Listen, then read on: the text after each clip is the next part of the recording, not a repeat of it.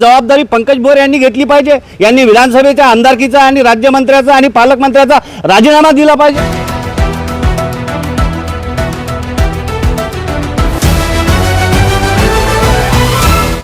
सेलूच्या बस स्थानकाचे छत पाडण्याची आली वेळ।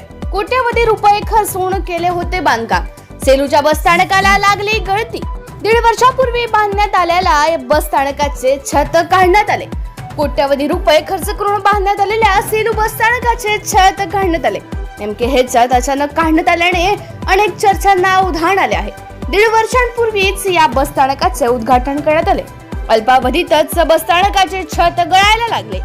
पण अचानक छत काढायला सुरुवात केल्याने आता हा कोट्यावधीचा खर्च नेमका कुणाच्या पथावर पडणार की हा भुर्दंड जनतेलाच पडतोय असाच प्रश्न सेलूवासियांना पडला आहे।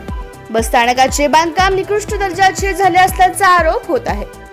असं आहे की काल सेलू तालुक्यातील सेलू गावात एक मोठं एसटी बसस्थानक गेल्या 1.5 वर्षाआधी बांधण्यात आलं। हे सेलू बसस्थानक बांधत असताना साधारणतः 2,18 लाख रुपयाचा खर्च या सेलू बसस्थानक आणि सेलू बसस्थानकाचं शेड बांधण्याकरता शासनाच्या वतीनं खर्च करण्यात आलं। बांधून त्याचं उद्घाटन देखील झालं। पण नुकतंच वर्षभरामध्ये या छताला गळती लागली आणि छताला गळती लागल्यामुळे अनेक चर्चा ना उधाण या सेलू तालुक्याच्या बसस्थानकाच्या बांधकामाला घेऊन सुरू झालेलं होतं। त्याच्यातच अचानक एस-टी महामंडळाच्या बांधकाम एजन्सीनी हे सेलू बसस्थानकाचं शेड काढण्यास सुरुवात केली। खऱ्या अर्थानं हे शेडचे बांधकाम अत्यंत कुचकामी झालेले होते, अत्यंत निकृष्ट दर्जाचे झालेले होते आणि जनतेकडनं शासनावर आणि प्रशासनावर कुठेतरी याची बदनामी शासन आणि प्रशासनाला अंगावर घ्यावी लागेल आणि हे बदनामी दाबण्यासाठी शासन आणि प्रशासनाने कालपासनं मोठ्या प्रमाणामध्ये यंत्रणा लावून या सेलू बसस्थानकाचं शेड पाडण्यासाठी सुरुवात केलेली आहे। हे एकदम खरं आहे की 2 कोटीच्या वर झालेला सेलू बसस्थानकासाठी झालेला खर्च हा जनतेच्याच पत्त्यावर पडणार आहे। याचं कारण असं आहे की ज्या तारखेला या बसस्थानकाच्या संदर्भात वर्क ऑर्डर झालेली आहे त्या वर्क ऑर्डरमध्ये जो डिफेक्ट लायबिलिटी पिरियड आहे, म्हणजे एखाद्या वेळेस या कामामध्ये काही कमी जास्त झालं असेल आणि ते दुरुस्त करायचं असेल तर त्याचा एक डिफेक्ट लायबिलिटी पिरियड असतो। तो डिफेक्ट लायबिलिटी पिरियड देखील संपलेला आहे। त्याच्यामुळे या बसस्थानकाच्या बांधकामापोटी जो 2 कोटी रुपयाच्या वर खर्च झालेला आहे हा खर्च खऱ्या अर्थानं 100 नाही 1000% जनतेच्या पथ्यावर पडणार आहे। कंत्राटदाराला तर खऱ्या अर्थानं कायमस्वरूपी ब्लॅकलिस्टेड केलं पाहिजे आणि इकडे कंत्राटदाराला कायमस्वरूपी ब्लॅकलिस्टेड करत असताना अनेक गोष्टी अलीकडच्या काळामध्ये जिल्ह्यातील वर्धा विधानसभेमध्ये होत्या।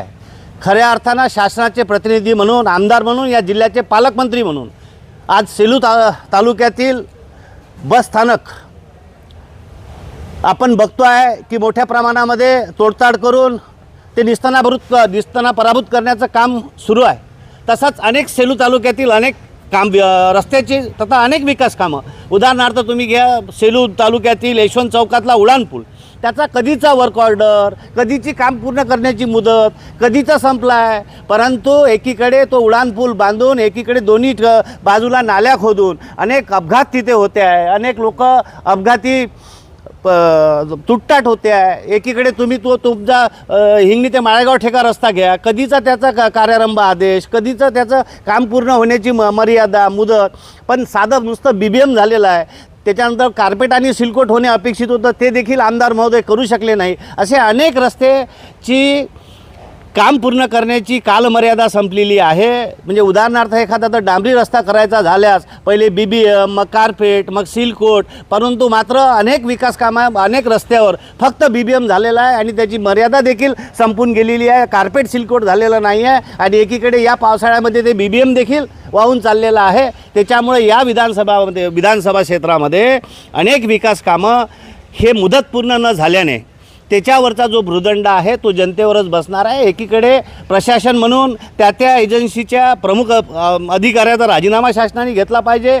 प्रसंगी वर्धा विधानसभेमध्ये प्रामुख्यानं अनेक मोठ्या घटना घडते आहे, आपण सर्व पत्रकार आणि जनता बघते आहे. त्याच्यामुळे खऱ्या अर्थानं तर जबाबदारी पंकज भोयर यांनी घेतली पाहिजे. यांनी विधानसभेच्या आमदारकीचा आणि राज्यमंत्र्याचा आणि पालकमंत्र्याचा राजीनामा दिला पाहिजे आणि जनतेच्या या सगळ्या रोषाला सामोरं गेलं पाहिजे.